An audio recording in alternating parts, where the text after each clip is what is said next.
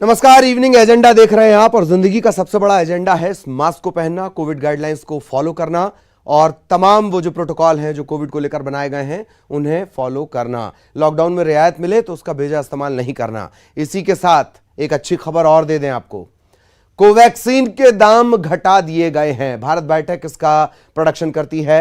ये उनका दो कंपनियों में से एक है, भारत बायोटेक, कोविशील्ड और कोवैक्सीन। उनमें से अब कोवैक्सीन ने भी ऐलान किया है राज्यों के लिए दाम घटा दिए गए हैं। राज्यों को 400 रुपए में वैक्सीन मिलेगी।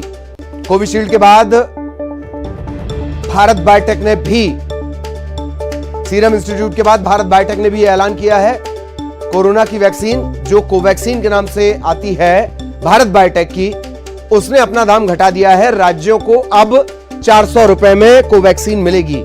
पहले इसकी कीमत तकरीबन 600 रुपए रखी गई थी राज्यों के लिए, लेकिन अब वो कीमत घटाकर 400 रुपए कर दी गई है।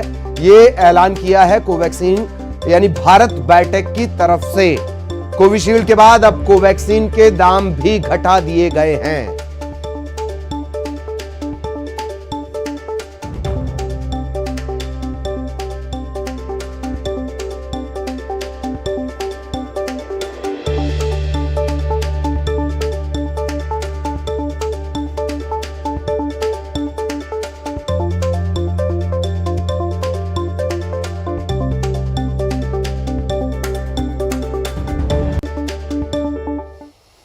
और वैक्सीनेशन की है फुल तैयारी। क्या वाकई फुल तैयारी है? मध्य प्रदेश में 1 मई से 18 साल से 45 साल, पूरे देश के साथ साथ इसमें छत्तीसगढ़ भी है, मध्य प्रदेश भी है, 18 से 45 साल तक के लोगों को मुफ्त वैक्सीन दी जाएगी। इसे लेकर तैयारी कर ली गई है। सीएम शिवराज ने इसे लेकर कहा कि वैक्सीनेशन की तैयारी है, इसे लेकर पैनिक होने की जरूरत नहीं है। वैक्सीन के डोज के ऑर्डर हमने दे दिए हैं, जल्द ऑर्डर मिल जाएंगे। चिकित्सा शिक्षा मंत्री विश्वास सारंग ने मीडिया से बातचीत में बताया कि सीरम इंस्टीट्यूट को 45 लाख का डोज का ऑर्डर दिया गया है। वैक्सीनेशन को लेकर युवाओं में खासा उत्साह है। टीकाकरण को लेकर भी स्वास्थ्य विभाग ने अपनी तैयारी पूरी कर ली है। 1 मई से वैक्सीनेशन का एक और बड़ा प्रोग्राम, तीसरा चरण है, वो शुरू होने वाला है।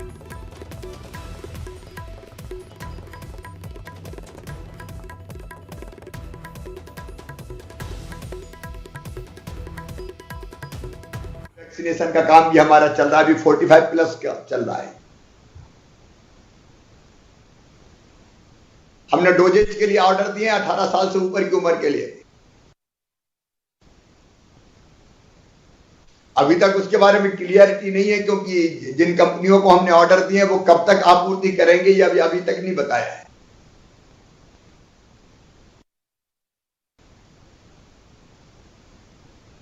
अब उनसे पूरी जानकारी आने के बाद हम 18 साल से ऊपर के नौजवानों को भी टीकाकरण की अपनी रणनीति शुरू करेंगे। अब वैक्सीन की उपलब्धता की भी सीमा है, उत्पादन की भी सीमा है। भारत में जितना उत्पादन होता है वही राज्यों को प्राप्त होगा, उसका कोई सिस्टम बनेगा और ये उसको लेके भी पैनिक की जरूरत नहीं है कि 1 तारीख को हो ही जाएगा शुरू अभियान। वो हम जानकारी प्राप्त कर रहे हैं, जैसे जैसे वैक्सीन के डोजेज प्राप्त होते जाएंगे वैसे वैसे कार्यक्रम तय करके हम 18 से ऊपर के नौजवानों को भी निःशुल्क वैक्सीन लगाने का काम करेंगे। देखिए, मैं नरेंद्र मोदी जी को बहुत बधाई दूंगा। उन्होंने इस देश की जनता की जान बचाने के लिए जहां पहले वैक्सीन का निर्माण किया तो बहुत ही साइंटिफिक तरीके से वैक्सीनेशन प्रोग्राम में अलग अलग वर्ग को जोड़ा और अब 18 साल से ज़्यादा उम्र के हमारे युवाओं को भी वैक्सीनेशन लगेगा, वैक्सीनेशन होगा। उसके रजिस्ट्रेशन शुरू हो गए हैं। क्योंकि संख्या बड़ी है तो निश्चित रूप से लोगों का तेज़ी से उत्साह बढ़ा है और व्यवस्थाएं ठीक हैं, चुस्त दुरुस्त हैं। और हमने 45 लाख डोज का ऑर्डर दिया है सीरम इंस्टीट्यूट को और हम जैसे ही वैक्सीन आएगी हम इसकी शुरुआत करेंगे और सफलतापूर्वक करेंगे।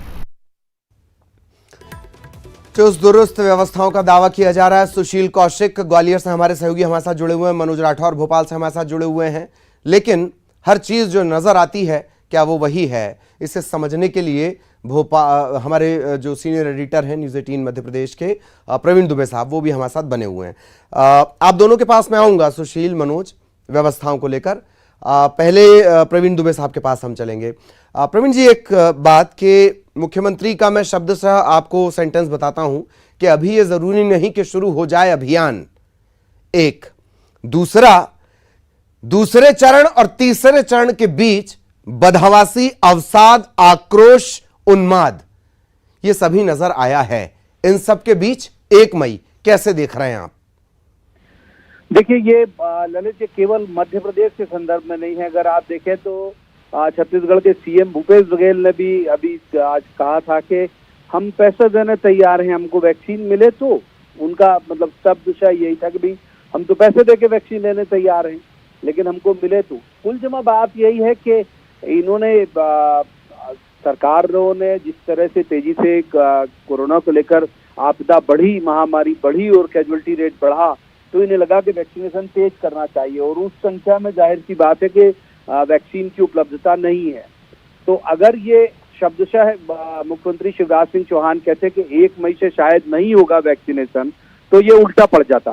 तो उन्होंने बहुत अच्छे से जो उनका संवाद का कौशल है उसका इस्तेमाल किया कि भाई ये कोई जरूरी नहीं कि हो जाए, लेकिन सबको लगेगा, आप रजिस्ट्रेशन कराइए। तो कुल मिला के हम ये कह सकते हैं कि शायद वजह यही होगी कि वैक्सीन की अवेलेबिलिटी उतनी नहीं है जितनी रिक्वायर्ड है। जी, ये बात सही है। हालांकि मुख्यमंत्री शिवराज सिंह चौहान मैदान पर जितना सक्रिय हैं, लगातार जो मेहनत कर रहे हैं और उनकी अपनी सीमाएं हैं, पर कहीं ना कहीं प्रवीण जी चक्कर ये हुआ है कि केंद्र ने अपने पाले से गेंद जो है वो निकाल दी है कि साहब अपना राज्य बाकी सब देख लें। वैक्सीन के प्राइस को लेकर भी बड़ा विरोधाभास है। ये ठीक है कि सियासी तौर पर कुछ बातें नहीं बोली जा सकती, पर केंद्र ने अपने पाले से गेंद निकाल दी है और दोनों कंपनियों ने कहा है कि 50% प्रोडक्शन तो हम केंद्र को दे देंगे।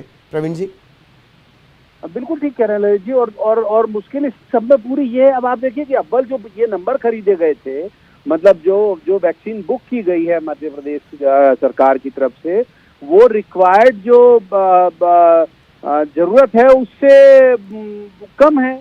भाई 18 साल से ऊपर की आबादी वाले सिर्फ इतने लोग नहीं रहते हमारे यहाँ जितने के लिए वैक्सीनेशन का उन्होंने पे करने की बात कही है। तो जाहिर सी बात है कि ये इस तरह का कोई प्रोडक्शन है नहीं जो दिन रात काम करके किया जा सके। ये इस तरह का कोई प्रोडक्शन है नहीं कि जिसमें क्वालिटी में भी थोड़ा बहुत ऊंच नीच हो जाएगी तो चल जाएगा। ये तो वो प्रोडक्शन है जो फुल्ली टेस्टेड और ट्रस्टेड होगा, तो ही लोगों की जान बचेगी। तो जाहिर सी बात है कि ये मुश्किल वहां हुई होगी और इसे अभियान के तौर पे ओन तो कर ही लिया केंद्र के कहने पे सभी राज्य सरकारों ने, लेकिन अब उन्हें सबको असलियत समझ में आ रही है कि इतनी जल्दी और इतनी तादाद में वैक्सीन जो है वो शायद मिलना संभव नहीं होगा। जी, यही सबसे बड़ी दिक्कत है कि प्रोडक्शन के बारे में पहले सभी को सोचना चाहिए था, सभी जिम्मेदारों को। इधर स्पुतनिक को लेकर भी कहा गया, पर स्पुतनिक का भी जो प्रोडक्शन की जो रफ्तार चल रही है, और वो भी एक बात कि वो हमें भेजेगा क्यों, इसे लेकर भी बहुत सारे सवाल और शुबा अभी खड़ा हुआ है। बहुत बहुत शुक्रिया प्रवीण जी बातचीत, जानकारी, विश्लेषण के लिए। चलिए जरा जमीन पर आपको लिए चलते हैं। सुशील हमारे साथ, मनोज हमारे साथ लगातार बने हुए हैं। मनोज, पहले मैं आपके पास आना चाह रहा हूं। चुस्त दुरुस्त तैयारी है, कितनी चुस्त दुरुस्त ये तैयारी है, वो भी तब जब धीरे धीरे लोगों का जो आक्रोश है, अवसाद जो है, वो आक्रोश में तब्दील हो रहा है। मनोज। ललित, बिल्कुल जिस तरीके की तैयारियों की बात सरकार कह रही है वो सही है, क्योंकि जो पहले लहर जो आई थी और जो वैक्सीन का आना शुरू हुआ था, उस दौरान जो टीकाकरण को लेके जो व्यवस्था सरकार के द्वारा की गई थी, जिला टीकाकरण से लेके जो कोल्ड चेन एक बनाई गई थी, वो अभी पूरी तरीके से उसी स्तर पर तैयार है। और जो जब वैक्सीन आएगी उसे कहाँ रखना है, फ्रीजर से कहाँ जाएगी, ये पूरी एक्सरसाइज भी मध्य प्रदेश के स्वास्थ्य अधिकारी कर्मचारियों को है। तो ऐसे में ये कहा जा सकता है कि तैयारी जमीनी स्तर पर पूरी है, लेकिन इंतजार उन वैक्सीन का है जो कि उन लोगों को लगेगी, 18 साल से ज़्यादा वाले लोगों को लगेगी।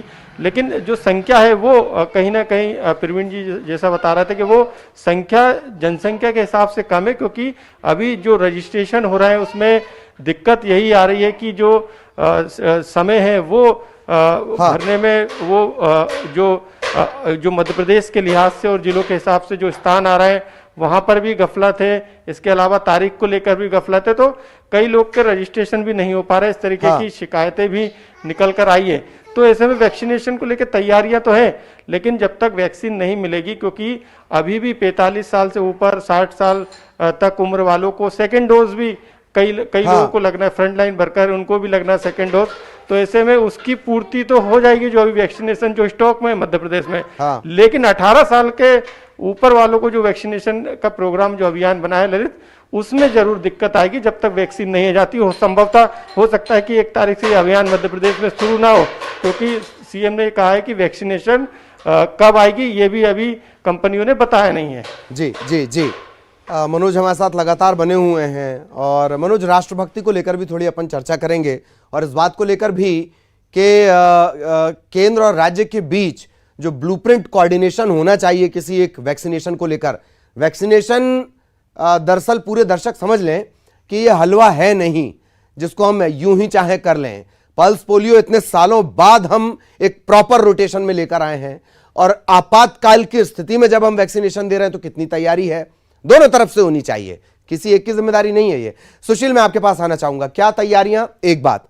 दूसरा कि जो ये वाला आयु वर्ग है 18 से 45, ये सबसे बड़ा है, और आपके अंचल में तो बात बात पर गर्मी और तपिश निकल जाती है। इन सब के बीच तैयारियां बताएं जरा।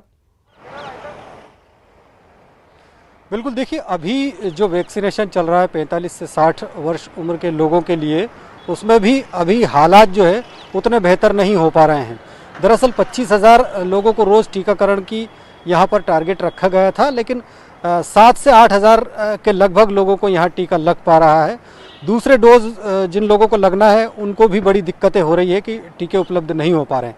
ऐसे में अब 1 तारीख से जो अभियान शुरू होने वाला है, जिसमें 45 साल से कम और 18 साल से ऊपर वालों को टीके लगाए जाना है, तो उसके लिए भी प्रशासन और जो जिला स्तर की कमेटियां हैं उन्होंने अपनी तैयारियां पूरी कर रखी है। और उनका कहना है कि जैसे ही वैक्सीन प्राप्त होगी, तत्काल जो 18 से 45 आयु वर्ग के लोगों को यहाँ वैक्सीनेशन का काम शुरू किया जाएगा। ये बात सही है कि वैक्सीनेशन के लिए हो सकता है कि देरी हो, लेकिन प्रशासन ये दावा कर रहा है कि जैसे ही वैक्सीन की उपलब्धता सरकार के पास आएगी और यहाँ पर काम शुरू कर दिया जाएगा। किसी तरह का पैनिक नहीं लेना चाहिए लोगों को, और सभी को वैक्सीन लगाई जाएगी। हालांकि उसमें थोड़ी देर जरूर हो सकती है, लेकिन लोगों को सब्र रखना चाहिए। रजिस्ट्रेशन के लिए भी लोगों का उत्साह चरम पर है। कई लोगों को रजिस्ट्रेशन फेल हो रहे हैं, ऐसी भी जानकारियां मिली है, लेकिन कहीं ना कहीं प्रशासन पूरी तरह से तैयार है। सब्र रखना चाहिए। मनोज, मैं आपके पास आना चाह रहा हूं, बहुत कम वक्त है, 20 सेकंड के लिए। ये बताया गया कि वैक्सीन लगवाना भी किसी राष्ट्रभक्ति से कम नहीं है। अभी जो 45 आयु वर्ग है वही राष्ट्रभक्ति करने जा रहे हैं और लौट कर आ रहे हैं। क्या इस तरह की खबरें भी आ रही हैं मनोज?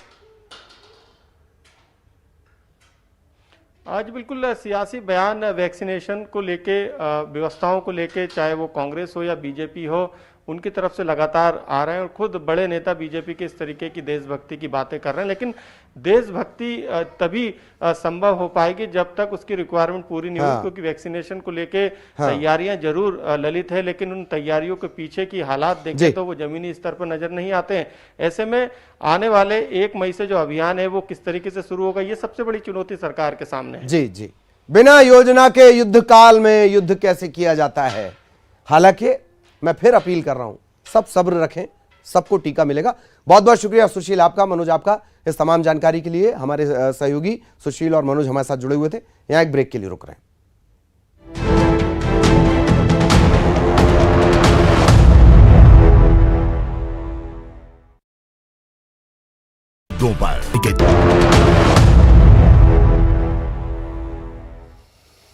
ब्रेक के बाद आपका स्वागत है। आप देख रहे हैं इवनिंग एजेंडा। मुख्यमंत्री भूपेश बघेल ने केंद्रीय स्वास्थ्य मंत्री को पत्र लिखा है और कोरोना के इलाज में इस्तेमाल होने वाली दवाइयों को आवश्यक वस्तु अधिनियम में शामिल करने की मांग की है। उन्होंने ये भी कहा कि इससे कालाबाजारी रोकने के लिए मदद मिलेगी। इसमें रेमडेसिविर इंजेक्शन है, आइवरमेक्टिन है, टैबलेट है, ये एनॉक्सापार्मिन इंजेक्शन है, और इस तरह के जो तमाम इंजेक्शन और टैबलेट्स हैं जिनका इस्तेमाल कोरोना होने के बाद किया जा रहा था, उनकी कालाबाजारी की शिकायतें मिल रही थी।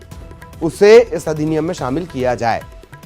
मुख्यमंत्री ने केंद्रीय स्वास्थ्य मंत्री हर्षवर्धन से अनुरोध किया है कि इन दवाइयों को आवश्यक वस्तु अधिनियम 1955 के तहत तत्काल अधिसूचित किया जाए। सहयोगी अवधेश इस वक्त हमारे साथ जुड़े हुए हैं। अवधेश के पास आपको लिए चलेंगे। अवधेश, और क्या कुछ कहता है ये पत्र?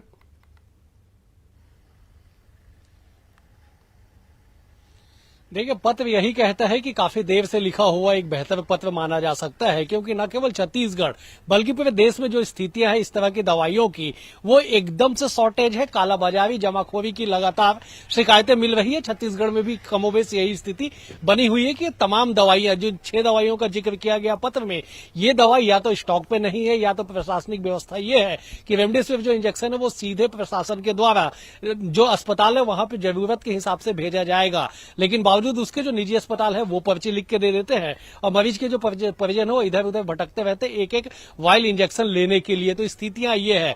लोग ये भी बातें निकल के आ रही है कि जमाखोरी लगातार की जा रही है, जिसे आवश्यकता नहीं है वो भी इन दवाइयों को लेके अपने पास स्टोर कर रहे हैं कि आने वाले समय में शायद उन्हें या उनके किसी सहयोगी को इसकी आवश्यकता पड़ जाए। तो जो मौजूदा स्थिति बाजार में बनी हुई है, जो वास्तविक में जिनको जरूरत है इन दवाओं को, उन तक ये दवा पहुंच नहीं पा रहे, इंजेक्शन पहुंच नहीं पा रहा, जिन्हें जरूरत अवधेश, एक बात और है, वो भी कालाबाजारी में लिप्त हैं। जी, बीते दिन हमने देखा कि राजधानी रायपुर में आपने जिक्र किया कि बहुत अच्छी चीज है ये, भले ही थोड़ा देरी हो गई, लेकिन एक चीज होती है स्वविवेक। हमारे राजनेताओं में वो होनी चाहिए। केंद्र के जो तमाम मंत्री हैं वो ट्विटर पर बहुत एक्टिव हैं, पर एक्टिव इस बात के लिए भी होना चाहिए था कि इन चीजों को पहले ही आवश्यक वस्तु अधिनियम में शामिल कर लिया जाना चाहिए था। इससे इनकार नहीं किया जा सकता। अवधेश, देखिए, बिल्कुल बिल्कुल आपने सही कहा। देखिए, अगर स्वविवेक होता तो आज देश और प्रदेश की ये दुर्गति कम से कम नहीं होती कि लोग तिल तिल करके मर रहे नहीं होते और मरने के बाद शवों का संस्कार भी ससम्मान हो पाता। लेकिन स्थितियां इतनी बदतर हो चुकी है कि अब राज्यों को पत्र लिखना पड़ रहा है केंद्र को, जो केंद्र के अधीन में है। पिछले बार भी हमने देखा कि जब कोरोना का पहला वेव आया, जब स्थितियां बिगड़ी, तब जाके मास्क और सैनिटाइजर जैसे जो बेसिक नीड है उसे आवश्यक वस्तु सेवा के तहत लिया गया। अब इन इंजेक्शन और दवाओं को लेकर ये जो पत्राचार है उसका दौर शुरू हुआ। स्थितियां बिगड़ चुकी है, ऐसा नहीं है कि स्थितियां संभली हुई है, स्थितियां नियंत्रण में, स्थितियां बिगड़ चुकी है। आज एक एक वायल, एक एक इंजेक्शन की कमी से कहा यह जा रहा है कि मरीज के परिजन मरीज जो है वो दम तोड़ रहे, तब जाके आप पत्राचार करेंगे और पत्राचार का जवाब होगा, संज्ञान में लिया जाएगा, उसके बाद केंद्र उससे फैसला करेगी। तो सवाल यह है कि स्वविवेक से जो ट्विटर पे एक्टिवनेस दिखाई पड़ता है वो एक्टिवनेस अगर कहीं नीति निर्धारण में दिखाई पड़ता तो आज देश और प्रदेश की कम से कम ये दुर्गति नहीं हो पाती। जी जी, ये भी हो सकता है कि उसमें एक बटन दबाना पड़ता है और सोचने में पूरे दिमाग की बटनें हिलानी पड़ती हैं।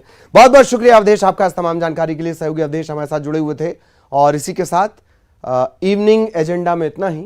नमस्कार।